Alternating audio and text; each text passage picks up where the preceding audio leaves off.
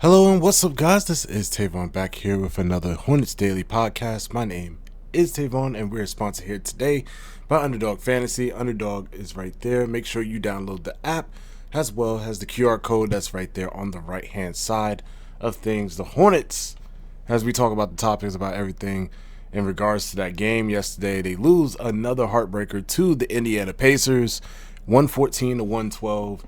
In which in this game, Rick Carlisle gets his 1,000th win of his coaching career, and Pascal Siakam with a game-winning layup, to say the least. Last play of the game with LaMelo Ball passing to Colin Sexton airballing the mid-range to fall, and did not go well from that standpoint.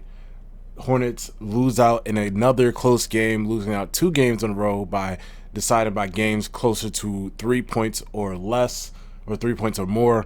The Hornets lost out another one in this one. The Hornets star player in this one was LaMelo Ball, but the interesting story that's coming out of it is LaMelo Ball was not active in the starting lineup. We'll get into that in the third topic, going in for the show today, and explain why he was not in the starting lineup. But yes, the starting lineup for this game was Colin Sexton, Brandon Miller, Colin Knipple, Miles Bridges, and Moussa Diabate for this game, with LaMelo Ball coming off the bench with the bench squad. With that in mind, Pacers started out with Quentin Jackson, Aaron Nesmith, who was on a burner from the last game as he scored 24 points in the last game that the Pacers played. Jay Huff starting at the center, Johnny Furphy, and then also Pascal Siakam, who just came back from injury just a short amount of time ago, I believe a game or two ago, for this Indiana Pacers squad. So the main thing of this game that I would like to point out, again, LaMelo Ball absence of this game is crucial, but at one point, the Hornets just could not, for the life of me, I don't know why, could not get a stop in this game. They had issues with pretty much stopping this Indiana Pacers team. The Indiana Pacers shot 50% from the field goal. The only problem with this Indiana Pacers team was pretty much the turnover battle, 19 turnovers to the Hornets 16. And from a standpoint of the matter, it looks like it was from the rebounding battle as well. Pacers had 41 rebounds to the Hornets 35, 10 offensive rebounds for Indiana, and 8 offensive rebounds for the Charlotte Hornets. As far as three-point shooting, 12 of 27, did not take a lot of shots from the three-point line. Meanwhile, the Hornets hoisted up a lot of shots, 44 from three-point attempts so far in this game. And then, obviously, the free throw battle, 18 of 24, 20 of 21 for Indiana, winning out on that side of things. So, again, watching the game and watching it back, Brandon Miller was also ejected from the game, cursing out with the ref, or pretty much or continuously talking back to the ref, verbal contact with the ref, which sent him out of the game within 19 minutes of play. So no last minute effort from Brandon Miller, no scoring from Brandon Miller, even though he was playing really well, to say the least. He ended off with the game 2 of 8, 1 of 5 from the three-point line, 1 of 2 from the free throw, 4 rebounds, 3 assists, 2 blocks, and 6 points, a -7 in terms of plus minuses. Moussa Diabate, a little bit ineffective for this one, 10 points with 6 to 8 free throws in terms of free throw attempts and free throws made, so 6 of 8, 5 rebounds, 1 assist, not very effective on the glass, 1 block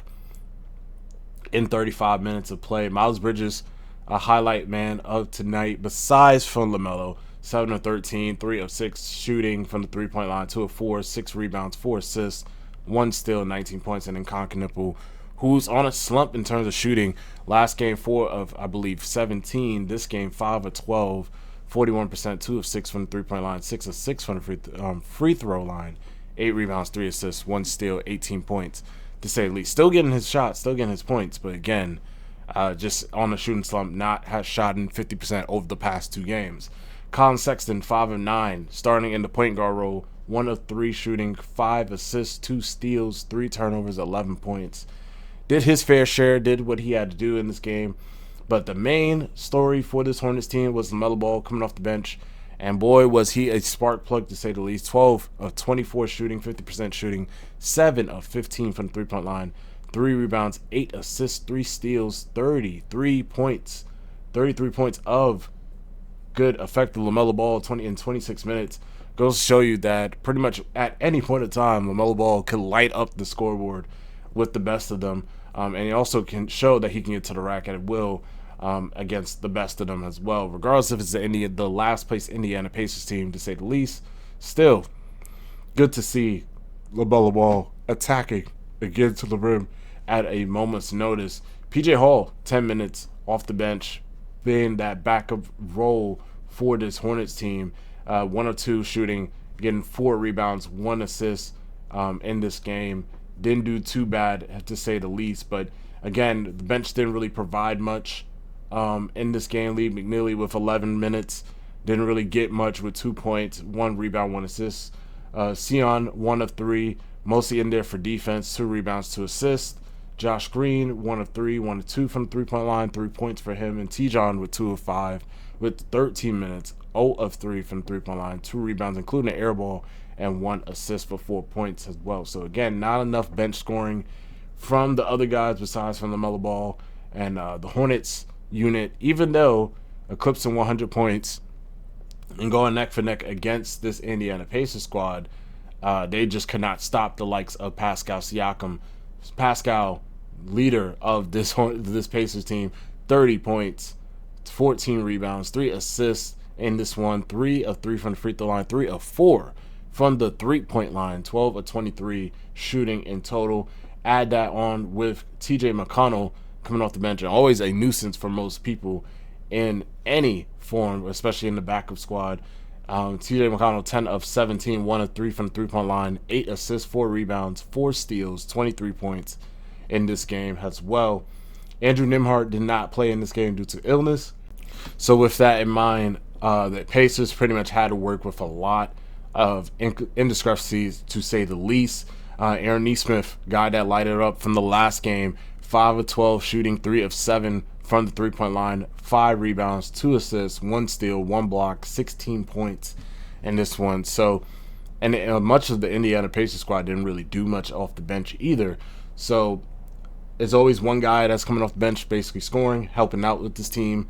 27 minutes with TJ McConnell, 35 minutes from Nesmith, 35 from Pascal Siakam. On the other end for the Hornets team, they just could not close it out. They could not get it done when it was needed.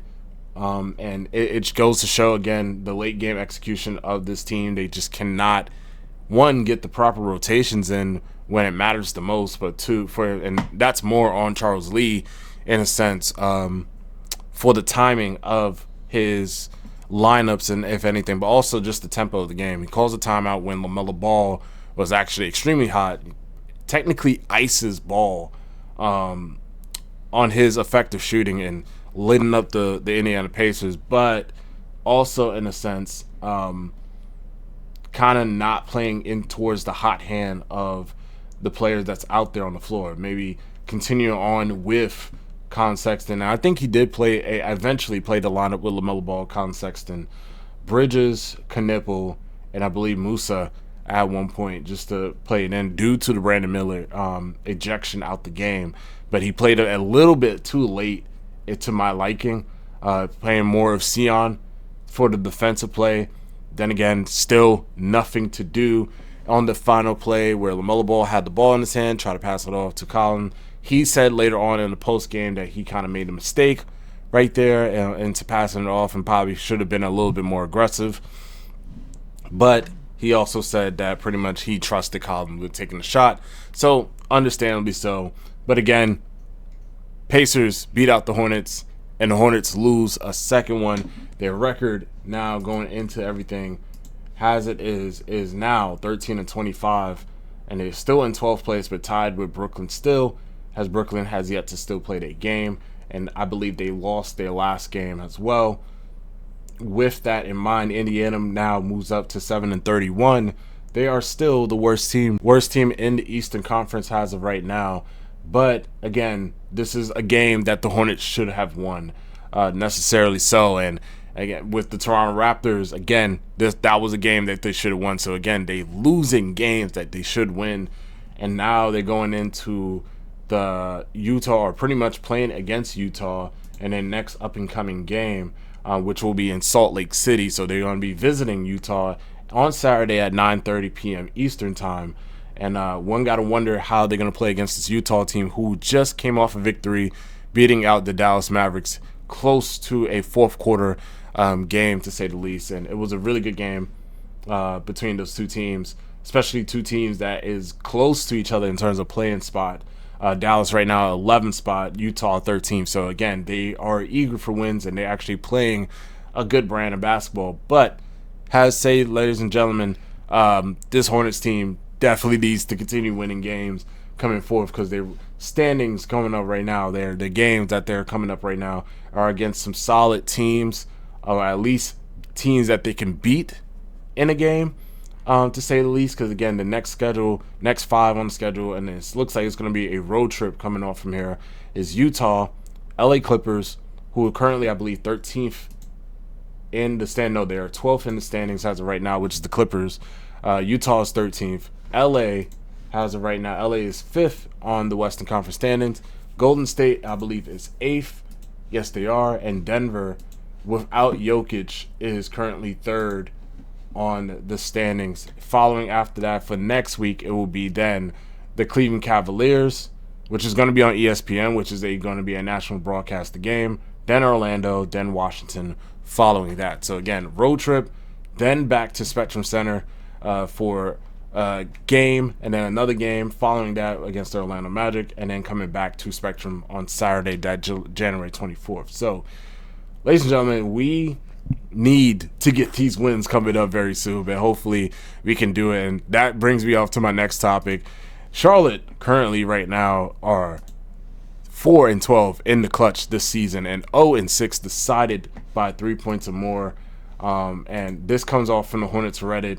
And looking at this from the NBA.com and looking at pretty much the games decided by 3 points or more, within 3 points or more, Charlotte has been really bad in terms of closing out games, getting games under wraps, making sure that they can win the game, because again, they are still an inexperienced team, to say the least, but they have not been able to close out games in the slightest bit ever since with Charles Lee coming in with this Hornet squad. And again, I understand that they're not with their veteran players as of right now. Grant Williams is still out.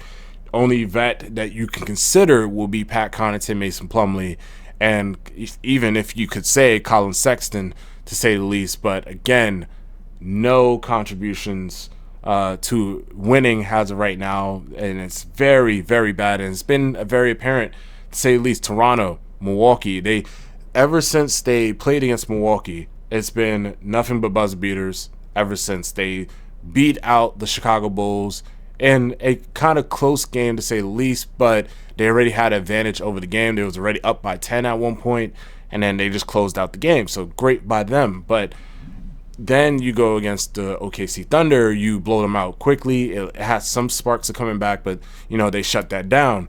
Now you come in from that Milwaukee game, after the 2 games, you're feeling good about yourself. Then you lose to a buzzer beater to Emmanuel Quickly, and then the next game you lose to a buzzer beater, or not a buzzer beater, but pretty much a game-winning layup by Pascal Siakam. So it begs to wonder and begs to differ if the Hornets will pull out some of these games. We're talking about a Hornets team that could potentially be right now in that 11th spot of the Eastern Conference, or potentially get into the 10th spot. And these are games that it decides whether you make it into the play-in or not. And the simple fact that they cannot close out games in a very particular side is frustrating, to say the least, as a fan. Now, I will say this has one thing. The Hornets have not been in a lot of blowout games, or the receiving end, or a bad blowout, to say the least, compared to last season. Last season, they experienced a bunch of blowout games where they just could not make up ground, or they could not come back from. And again, most of that is due to injury or due to pretty much inexperience of the young players. This year, so far for the Charlotte Hornets squad, they have only been blown out, I believe, in a total of 3 times throughout their 35-game, 38 games. And as of right now, they just been in a lot of close games, or games that is at least decided by 10 points or less, in a sense, or 15 points or less.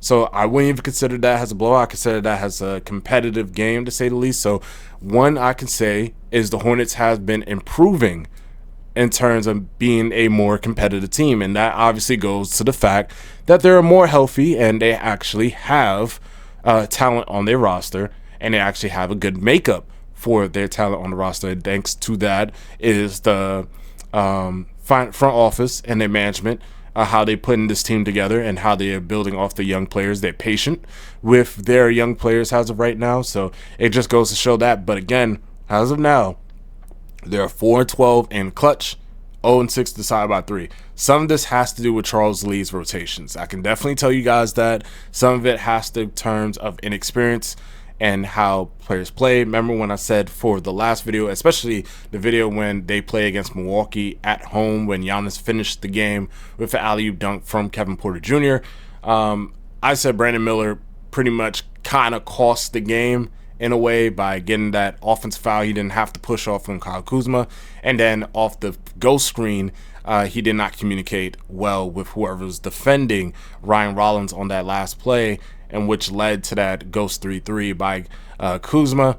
Obviously, Miles Bridges picked it up. And again, I felt like Charles Lee should have then brought in PJ Hall to guard against the alley-oop PNR, since wasn't without a center, and PJ Hall was the only center out of the bunch to basically play it. He did not do that. He went with the small ball lineup with Miles Bridges. Obviously, Giannis is taller, 6'10", 6'11", could jump up in the sky, very physical. I think PJ Hall was the only person that can at least deal with it. And from that standpoint, again, Charles Lee has been proven every time, like, hey, why, and especially in Toronto game, why isn't LaMelo Ball coming in within 4 minutes of the game time, 5 minutes of the game time, and ending game time from that point on?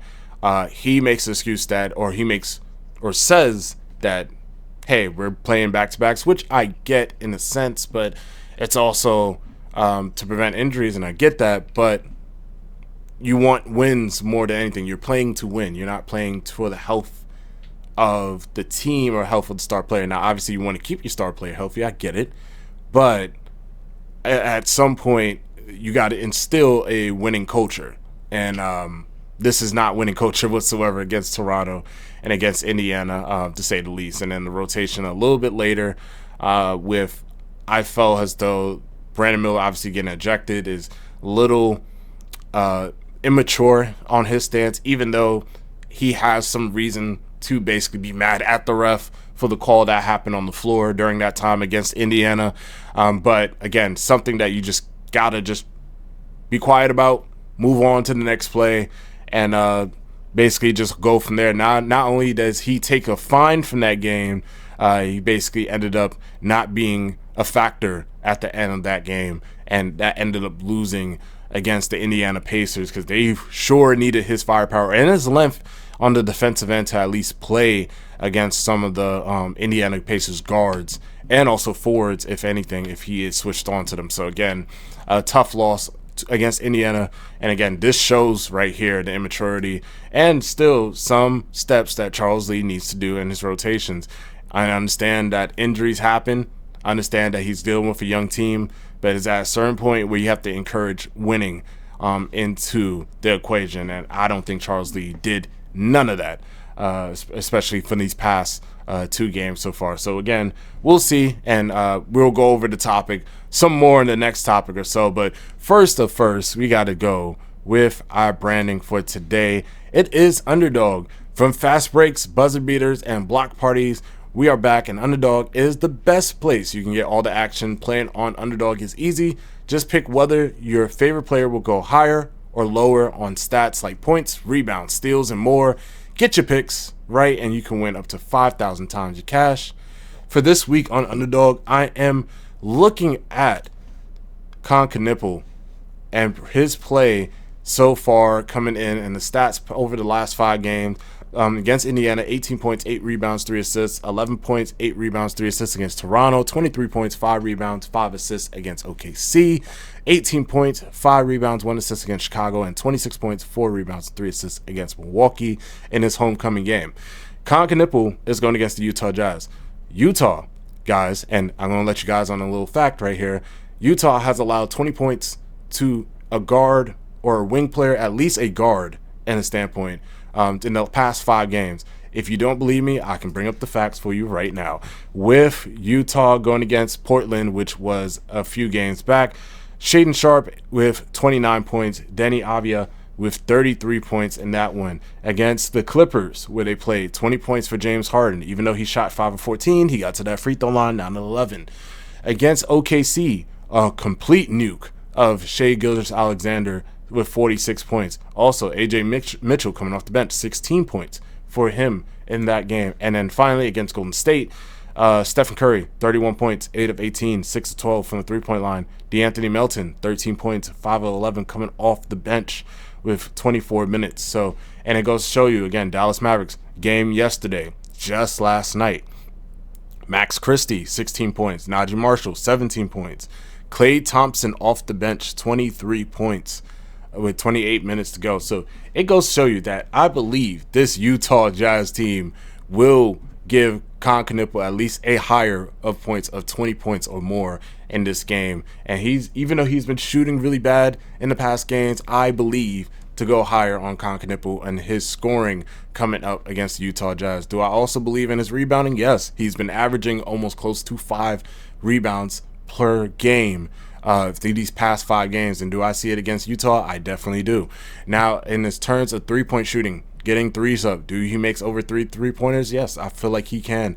Even though he's been on a shooting slump, I feel like Knipple is just a game away to pretty much get everything going. He still has synergy with LaMelo Ball. He just been on a shooting slump. Every shooter goes on a slump before they meet up against a really good team that they can lick their chops on, and I feel as though Knipple can definitely do that against Utah and get it done. And as far as assists, I can definitely see him getting over at least 3 assists, maybe 4 assists, go higher on that as well. Knipple is going to go nuclear against Utah, and you can make your picks when that draft comes out for sure. Definitely take the higher on his points, rebounds, at least get 20 plus on his points, 20 plus on his rebounds, and at least 3 plus on his assists, and maybe 3 plus on his three-point shooting, if anything. Make sure that you put in those picks and make sure you go from there. That is for our underdog for today.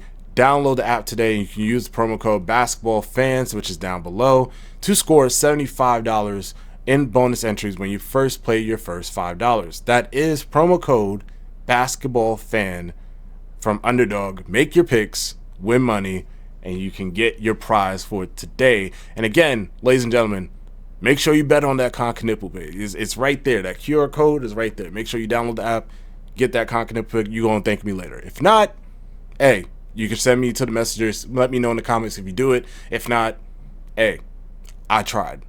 And from the game form what I'm seeing against Utah, they're easy pickings for this guard. So we'll see. We're going to move on to our next topic right here. LaMelo Ball, minutes restriction. Why did this happen? So, got to talk about it. Ladies and gentlemen, why did LaMelo Ball not play in the starting lineup? So, this is what Charles Lee said in the comments, or in his pregame conference, but also in the postgame conference. He said, Hornets are bringing, or from Underdog NBA, again, that's funny that they're a news source for this, but coming out from Rod Boone, the Charlotte Hornets observer, and then also Underdog NBA, who's relaying the message from Rod Boone.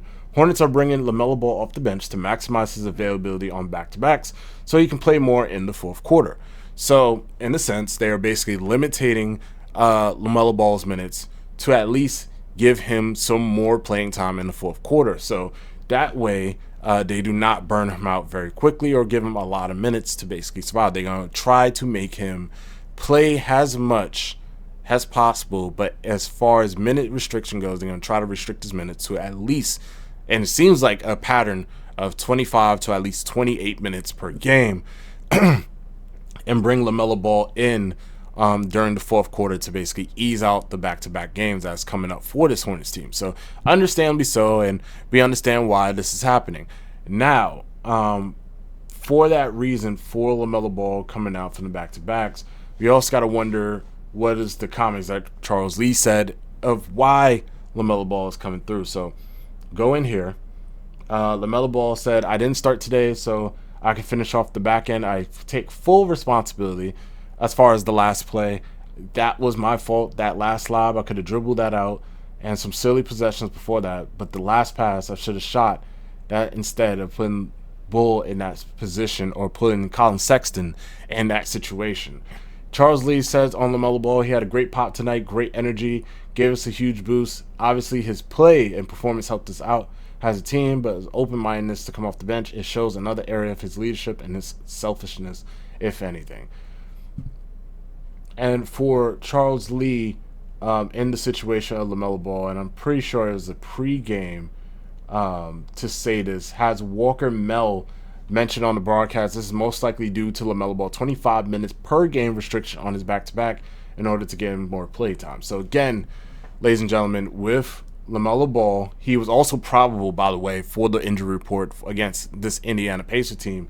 So with the report of that going through, that is why the minute restriction happened. He also had an injury coming off from this game, and he was probable for the game regardless of not. LaMelo Ball had right ankle soreness. He's kind of twisted his ankle at one of the games against Toronto, but he, again, was probable, played in the game against Indiana.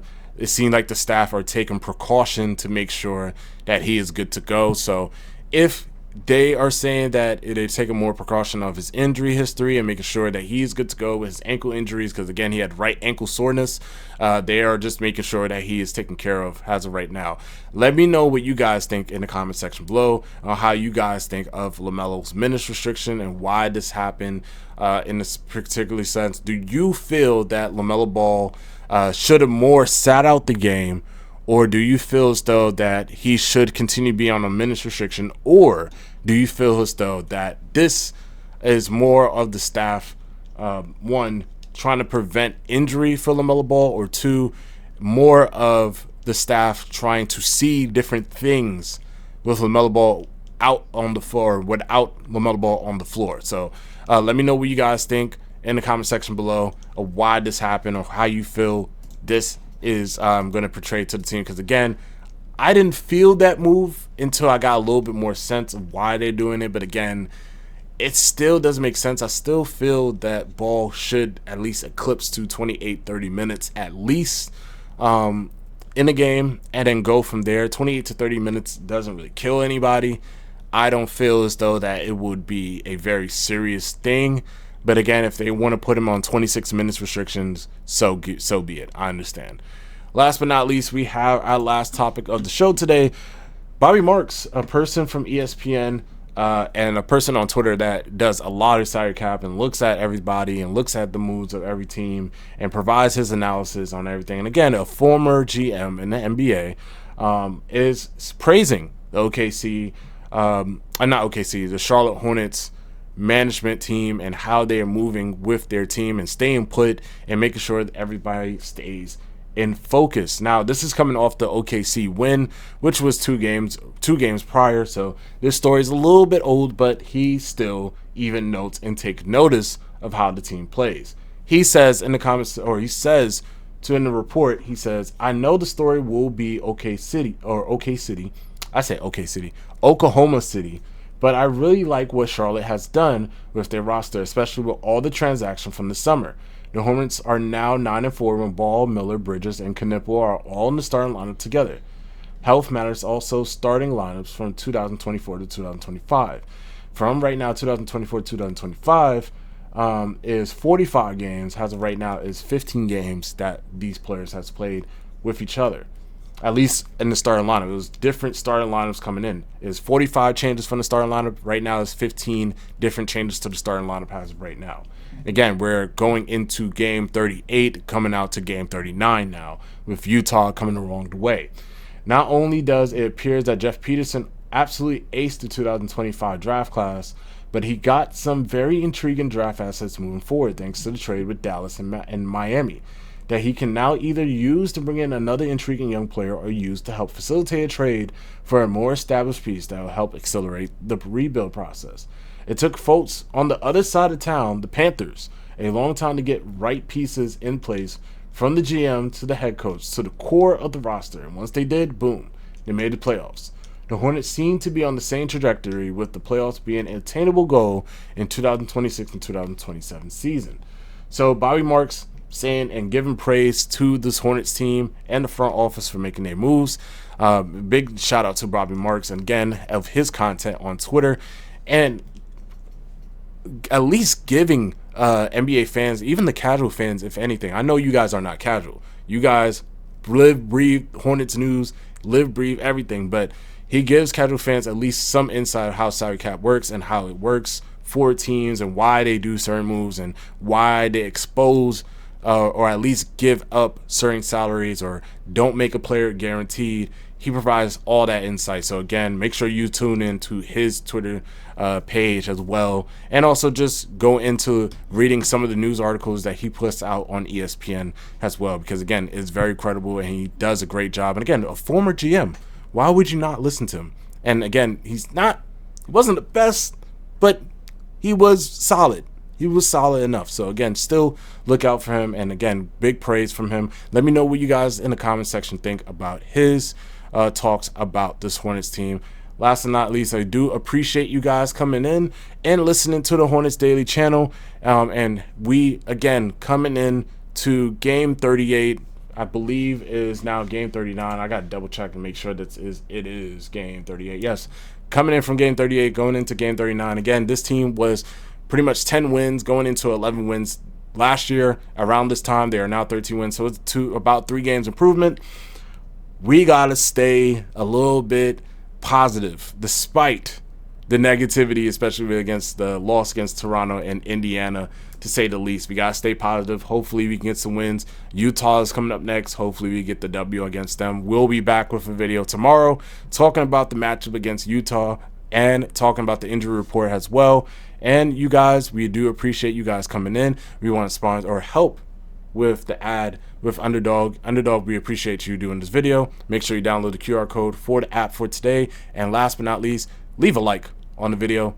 Make sure you subscribe to the YouTube channel for Hornets Daily. And we will see you later. Thank you guys. My name is Tavon. Have a good one.